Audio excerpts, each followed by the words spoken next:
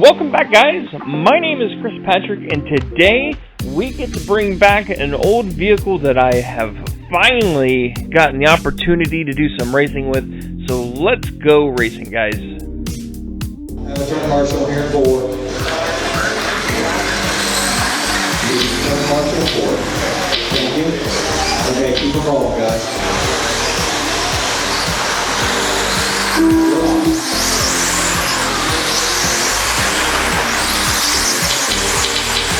Yeah, stop it, that's the power.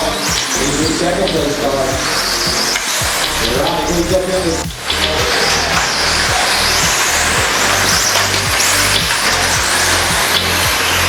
Third runs out to fourth, Mason fifth. Zach gets upside down. That's turn two. Now we drop into the tail field. Trying to ask Ronnie Pitt, Zach Segal or Brian to let Brian pulled off.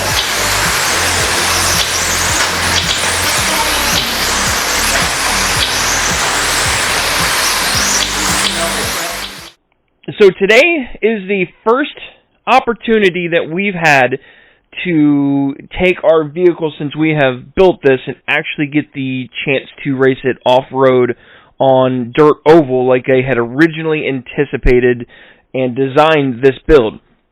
So all of the setups and all of the previous videos that you've seen, all the testing that I have done has always all been done on asphalt. So a little bit of a learning curve for me driving oval first off and dirt oval is the second one. So we got the opportunity to finally meet up with a good friend of mine, John, and he is pretty much a master when it comes to setup on oval racing, and he finally was able to get the all clear to go oval racing due to COVID-19 and a lot of things just weren't really safe. They still aren't 100%, but things are finally starting to open up. And our track that we got the opportunity to go race was at the Barn in Waverly, Ohio, and I believe it's called the Barn Raceway. Really small indoor track. The track is kind of tricky. It's hard to explain. It's not really clay, but it takes rubber like clay. It's almost like a real gritty, sandpapery type sand. I'm going to call it a 50-50 blend of sand and clay combination.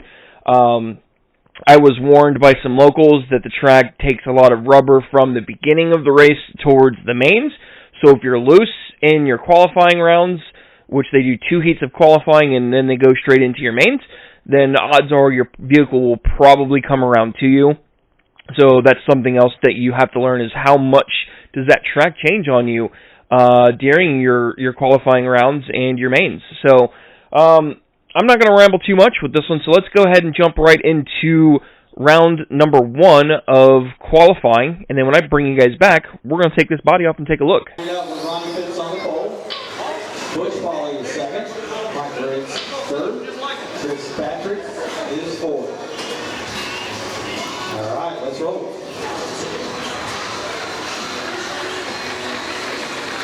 We're live.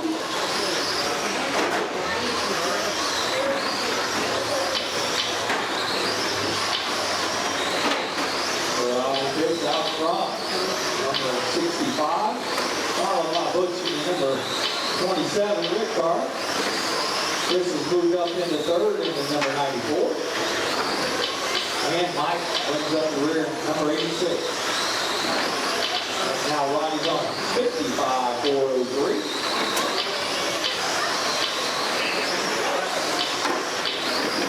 Ronnie with a fast lap right now, fastest so far of any of them, 3.945 out of the white number 65 car. He's laying down some laps. He just bumped it up to 57.401. Takes him right to the top of the track. Leaderboard. Thank you very much, Book. That's how you do it. You lap down, move over, let the guy go. Pick up your pace.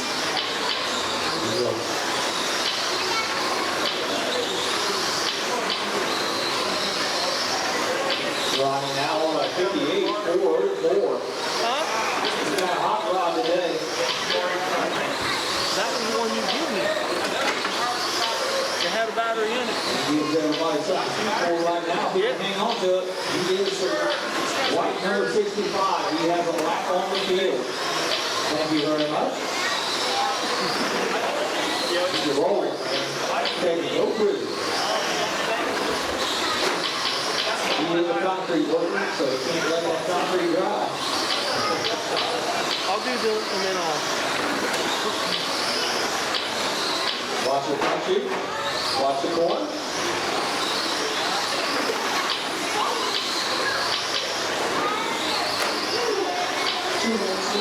We are halfway. Riley past lap 3.935.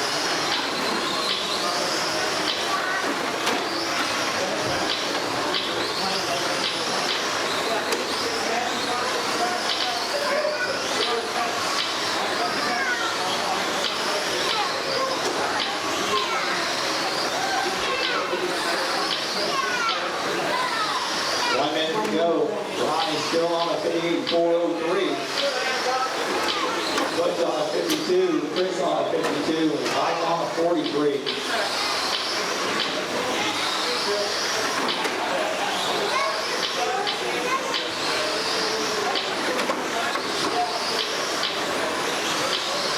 Your leader is still the white 65.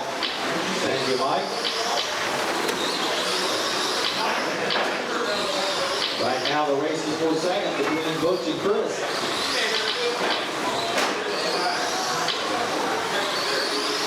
That did move Chris up into the second spot. Chris in the black number 94, but your leader still continues to be running fifth. He has a 5-lap lead over second place car.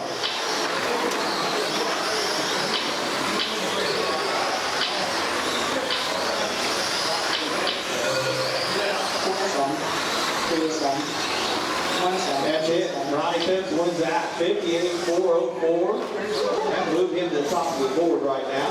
Chris Patrick with a 52, Butch 52, and Mike 43. So after round one, you guys noticed the vehicle was borderline undrivable and extremely loose. Again, it's still me learning how to oval race with this particular vehicle, and I had some changes done from there to where I am today with this particular one. So I was fighting a lot of traction issues on the rear end, and I had made some changes from practice, and we started tinkering with some shock height adjustments on both the front and the rear during that to try to get this to tighten up a little bit more and give me some more drive off of corners. And overall, I was just looking for something that was something what I would call drivable or manageable. I wasn't looking to go stupid fast because, again, it's my first race. I don't know what to expect. I was just trying to go in cruise control mode and ended up putting out a pretty good lap. The lap that I ended up running for round one of qualifying was the best of the 2 rounds of qualifying, which put me, it was 6th overall, which put me 2nd into the B main. So I was pretty ecstatic with that. My goal was to not break, have some fun, and see what happened. So let's go ahead and go over some internals while we got you here, and you guys can take a look to see what's changed, what hasn't. So this particular class is a just stock 17.5 version G2.1. I had to remember which one it was. So it is a spec motor that you have to run, and you have to run a Hobbywing just stock ESC. So not much change besides the motor. But I chose to run a bigger battery pack for a couple different reasons. This is my 5,000 milliamp Trinity Tough Truck battery pack that I typically run in my stadium truck. So when you run spec class, you typically want your higher voltage to last longer because you're going to get more punch from your motor, but also the vehicle handled really well with the heavier battery than being on the lighter side, which I think helped with some weight transfer to your rear tires to help with some grip. My buddy was on a really light battery, and then he switched over to the heavier one and said it was a night and day difference. Also, you're going to notice the custom-made bumper since the last time you've seen it. This is just some foam that I had floating around from work that I've glued together and made my own high-density bumper, basically. And that's more to protect the body and the arms than anything else. So when you start hitting people with your bodies, people run into you, you start T-boning people, your front end on your car will get destroyed really, really, really bad. So, I'm sure you noticed driving isn't the best yet. So even after one full race, this body still looks, I'd almost call it mint, but it's not like perfect. I mean, it's got some scratches on the outside, but that's to be expected. But that could have been just from me transporting it. But whatever. So let's go ahead and go into round number 2. Slow it down. Tommy Gorman's on the pole. Chris Patrick second. Bush Volley, Matthew Atkins. All right, let's roll. We're live.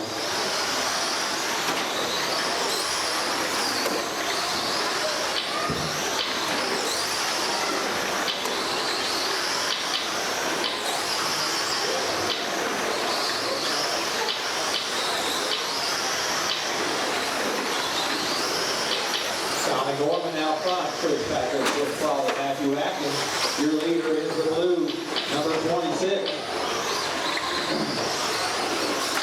Second place car is the blue car with no number. Chris in the 94, Butch in the 27.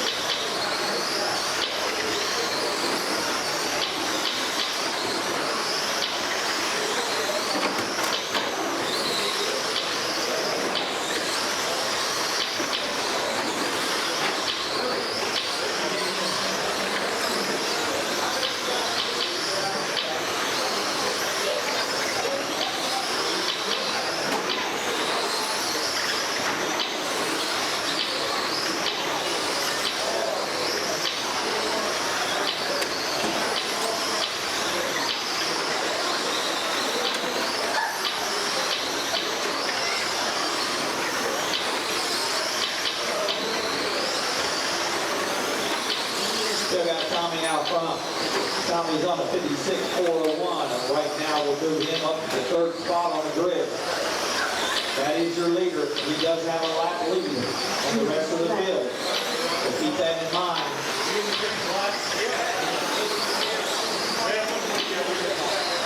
Thank you very much, Chris.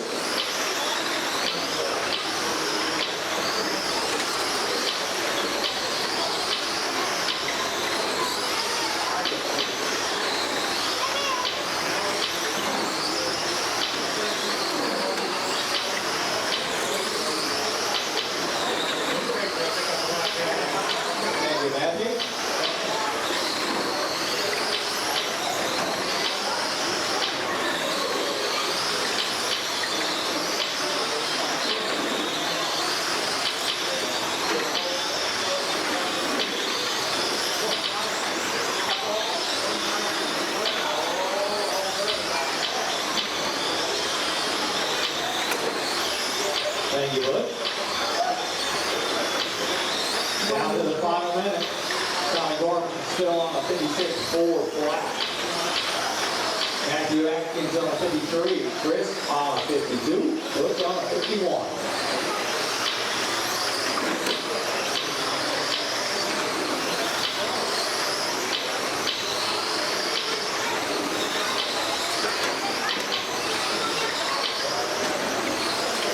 Thank you, Chris. Very clean race this time. That's how you got to do it. Makes a lot more laps if you're not keeping the back on the train. The top three cars are on their personal best, so that tells you something. And one of them is the first time here.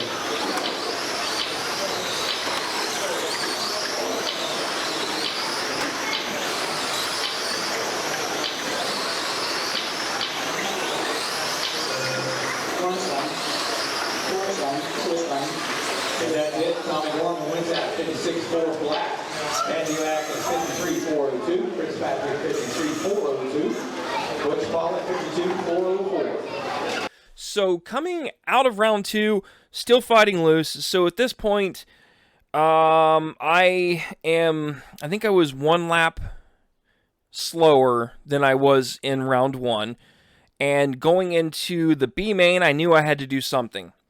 So me and John farted around and passed around some ideas together, and we decided to make a couple different changes. So starting with the front right corner. So the front right corner of my street stock buggy was a red spring, and I switched this to a green spring to try to bring up. I think we established that it was nosediving too much going into the corners, and as it was rotating, it was basically hitting this front corner as it was coming around, which was upsetting the rear, causing me to get basically loose coming off corner. The track is pretty tricky, especially in turn 3 and 4. There's a pretty noticeable dip going into 3. If you hit it kind of on the lower side, which you're going to notice that I was trying to stay like about a car up from the curb or the railing, and that's where I felt I was the fastest if I kept that car just off of that inside hump. If I can keep it out there just a little bit, it wanted to turn really well. So going into the B main, I was running the exact same lap times as the guy that was on the pole, so I knew I had a good opportunity going with myself and the changes that we had made. So at this point, we had done some wedge changes on shock positions all the way around. I had changed my front ride height up to 18 millimeter. My rear was down to 17 millimeters. Front right spring change, and sent it into the B main after changing everything else. So let's go ahead and roll the B main footage for you guys.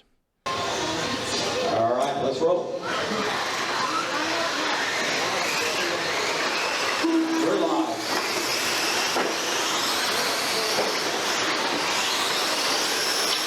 Chris Patrick gets a nice start, goes to the top of the board, Butch follows up to second. Matthew Atkins, Rodney Jones, Eddie Sturgill, Danny Sturgill. The leader is black number 94, Nick Donald's car.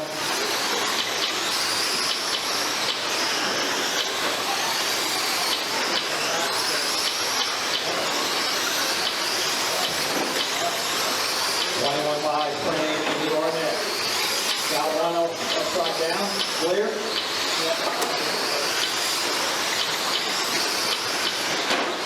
Oh, big hard hit from Danny into the pole. Matthew still second, followed by Butch. Here's your top 3. Your leader gets swirling on the back chute. Still holding the lead.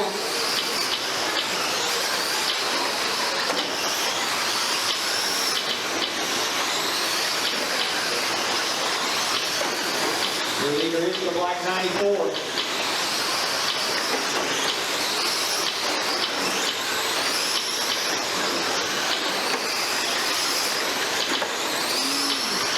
He does have a lap on the field.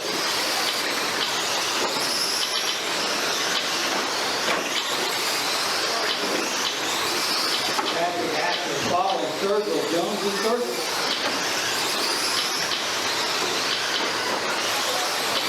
Thank you, Rodney.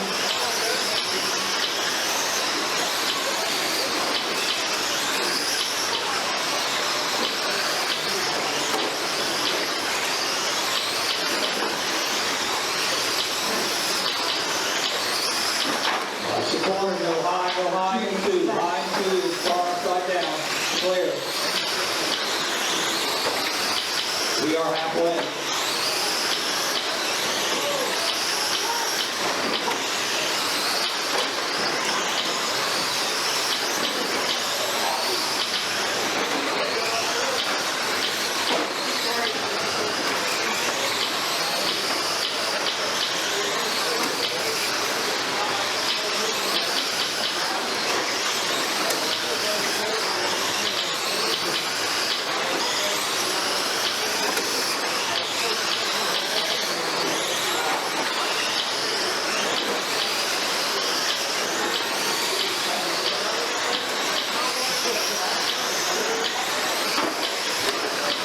Gets caught up in the end of the pole, but he does have a lap lead over the second place start, Matthew. Matthew in the blue car. 1 minute left. He's on the tail end of that lead lap.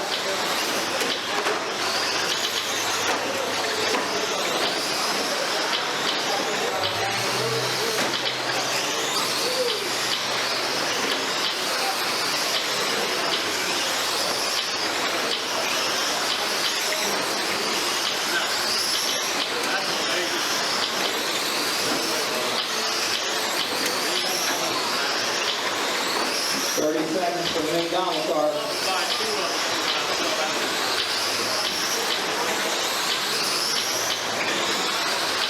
Right now, it looks like he's on his way to pick up half of it. And they'll put him in the 8 main.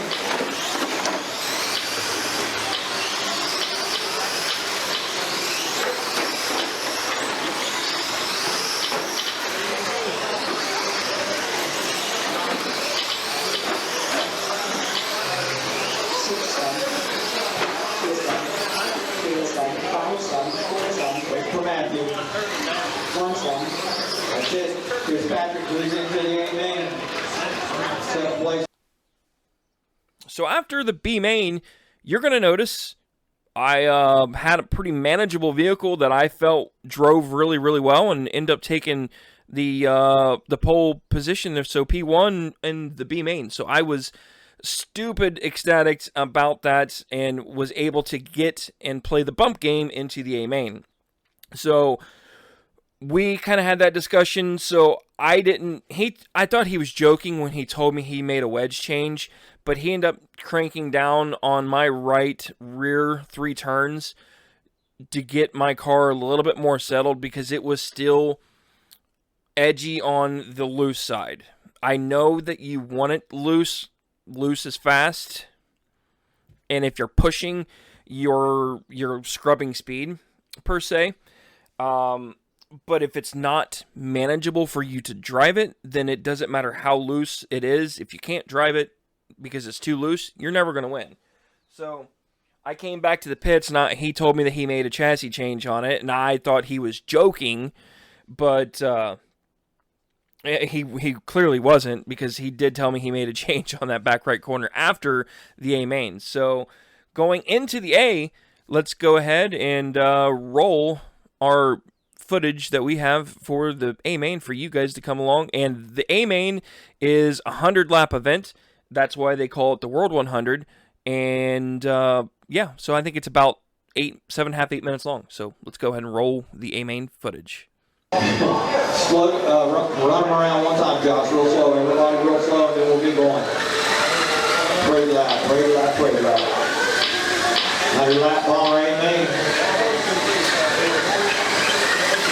We're live. Josh here comes out front, but Ronnie Tips was right behind him. Ronnie tried to make an inside move, got upside down. That one moved him almost to the back of the back. Put him lap down. Now Bo Jackson's trying to take over the top spot, which he does. Tommy Norman moves into second. And Tommy gets upside down. A lot of traction going on tonight. John starting with 21, getting served all the way down the racetrack. Deep breath, guys, deep breath. 100 laps. This lady gets 90 more to go. Wow. Come on, Bo, you're the only one having to flip over here. Do it. He's running a little bit pretty well. Ronnie Tips down for him. Gosh, good. 21.5 correct. You're getting there. I'd have got him. You ain't got to do that much leg work.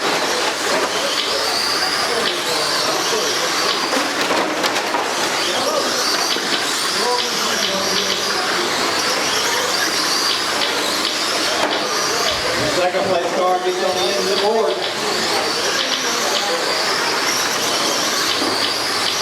Still close. Low tacking out front. Got a lap over Tommy. His third place car is the 21 car.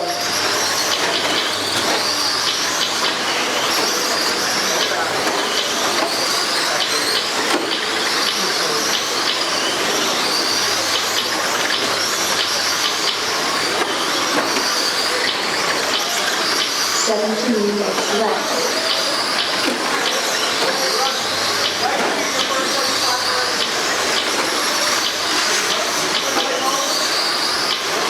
Sounds like something happened to Johnson's car. James, the pole setter, had a good start. Breaking my heart, Ryan.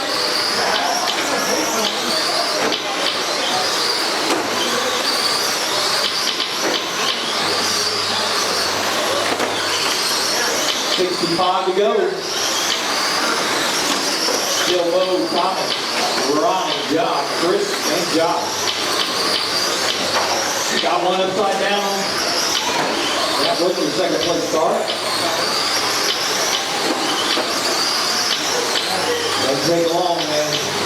You drop 3 or 4 spots really quick. Both tactics still out front, but Ronnie has moved back up into the second spot. 16 minutes left. He is 3 laps down, though. I've got plenty of time.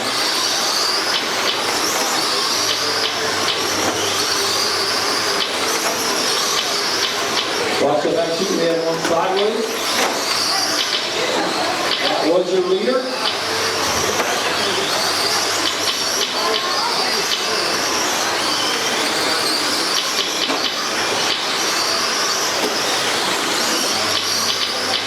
Low Tackett has a 3-lap lead over second.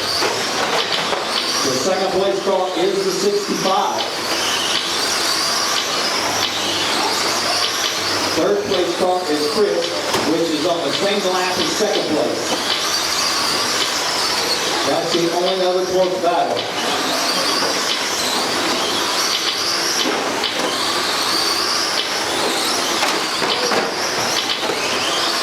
Minutes left. 42 laps to go.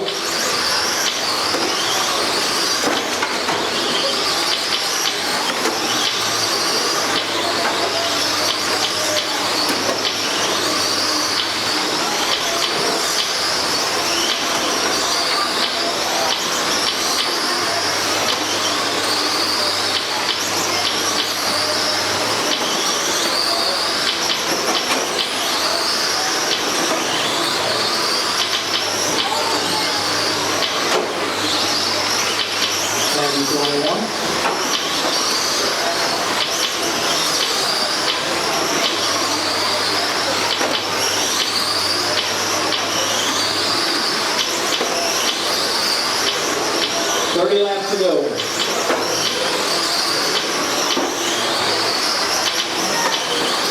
14 minutes left.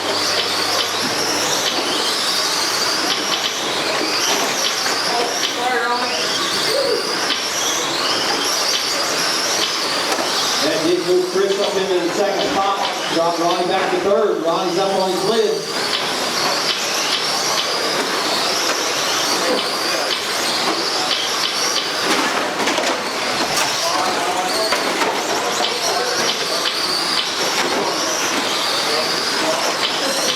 20 more laps to go.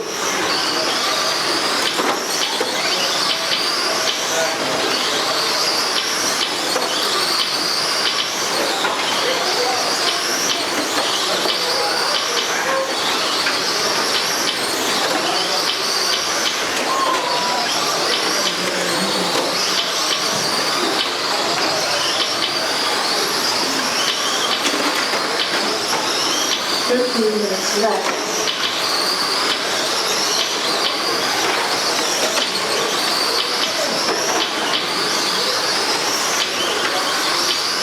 10 laps to go.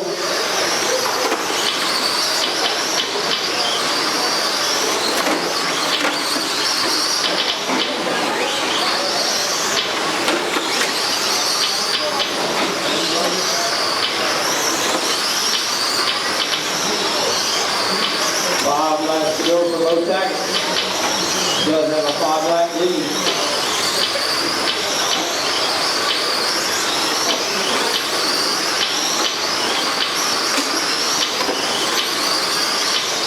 White flag lap for Bo Taggart. Coming around for the final time. That is it. Bo Taggart wins that. Chris Patrick is second. Ronnie Phipps is third. That is your top three in the A-Main of the 100-lap bomber race. John, Tommy, and Josh finish up field. So there you guys go.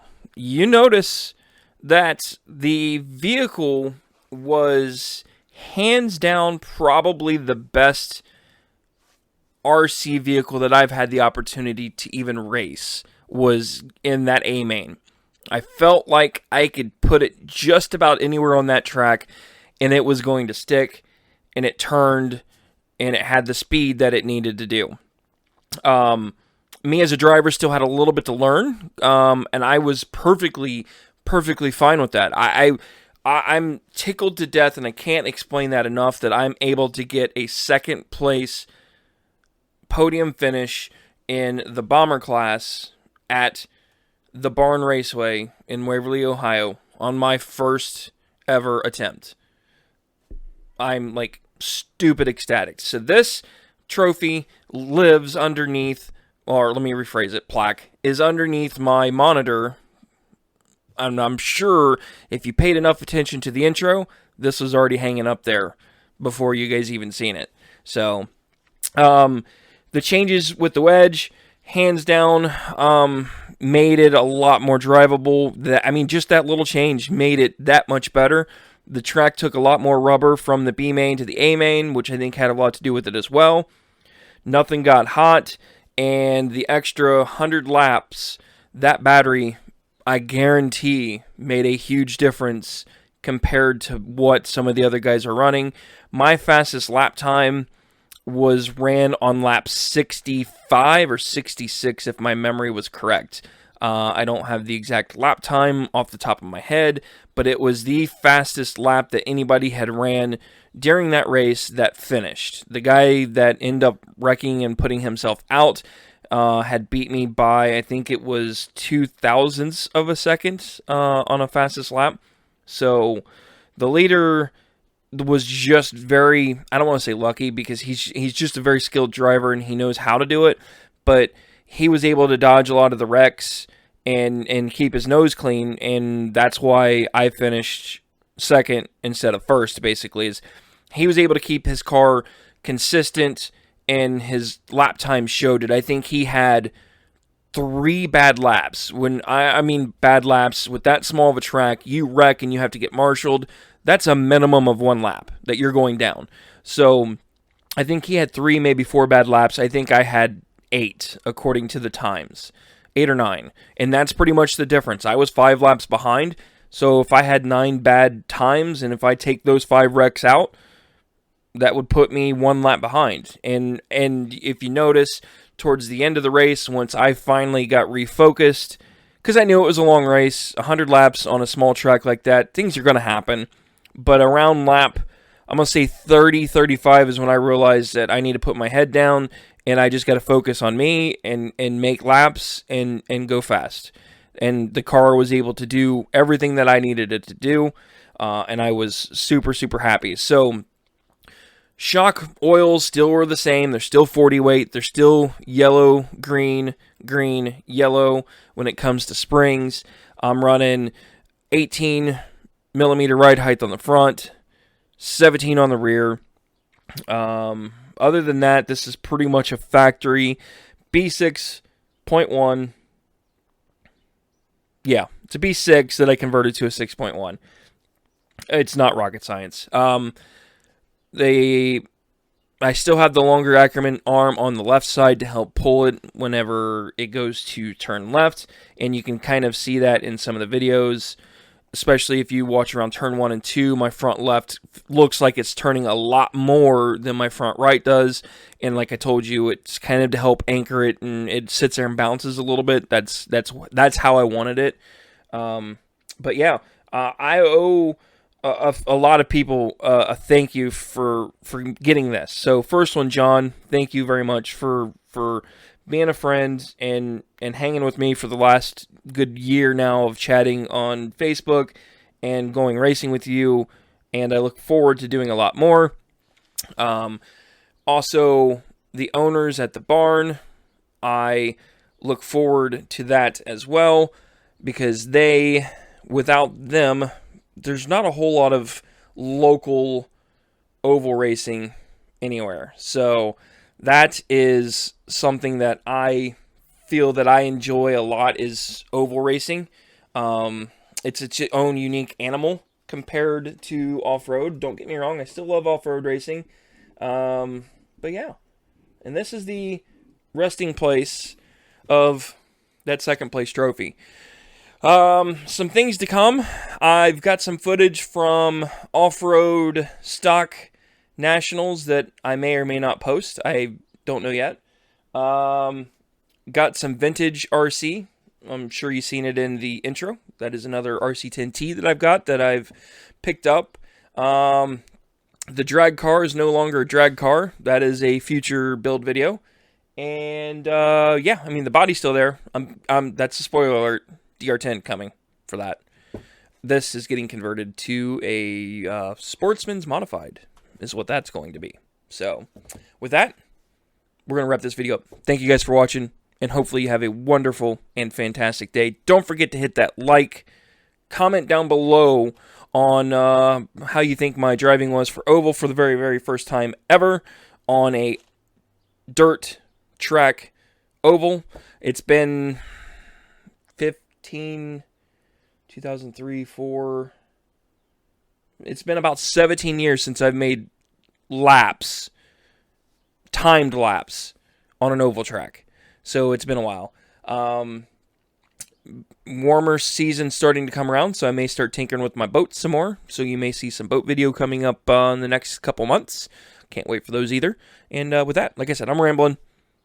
Don't forget to like, comment, subscribe, and let me know what you guys want to see for future videos. And I will be making more oval racing videos for you guys, because I know you all love the oval racing, and it is one of my most popular video series that I have, is this street stock build that I have for you guys.